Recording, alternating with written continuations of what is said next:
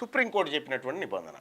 ఈ నిబంధన దాటి ఇంక నువ్వు ఏ జీవోలు ఇచ్చినా ఉత్తయ్య కథ, నువ్వు ఏ బిల్లులు తెచ్చినా ఉత్తయ్య.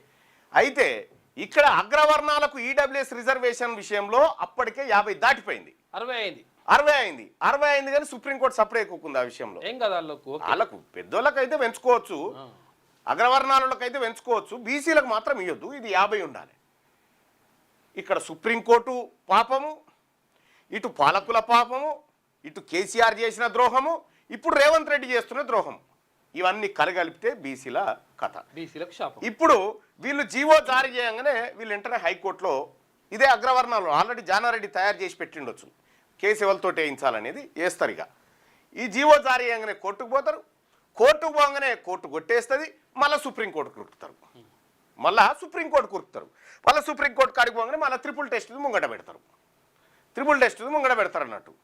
ఇట్లా అంటే ఏం జరుగుతుంది ఫలితంగా అంటే మేము చేయాల్సిన ప్రయత్నం చేసినాం.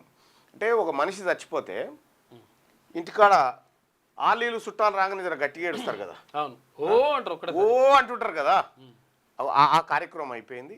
పాడే మోస్తురు బీసీ రిజర్వేషన్ పాడే మంత్రులే, బీసీ మంత్రులే భుజాల మీద వేసుకొని పోయి కరెక్ట్గా దింపుడు గల్లెం కాడ ఆపారు. దింపుడు గల్లెం కాడ ఆపి ఏమన్నా మెసులుతాడా బాపు కూ అని అంటారుగా, కూ అనే కార్యక్రమం మొన్న మంత్రుల కమిటీ ద్వారా వేసేసారు.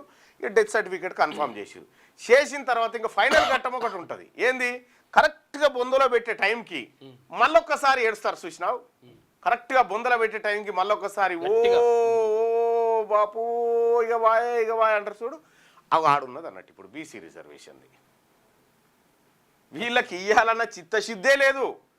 రేవంత్ రెడ్డికి బీసీ రిజర్వేషన్ ఇవ్వడానికి ఇష్టం లేదు, బీసీ రిజర్వేషన్ పట్ల అతనికి చిత్తశుద్ధి లేదు. అది రెడ్డి కూటమి ప్రభుత్వం, ఆ రెడ్డి కూటమి ప్రభుత్వం బీసీలకు రిజర్వేషన్ ఇవ్వడానికి సిద్ధంగా లేదు. మేము చివరి క్షణం వరకు పోరాడినామని చెప్పుకోవడానికే ఈ జీవో కాగితం, ఈ కథ కాగితం.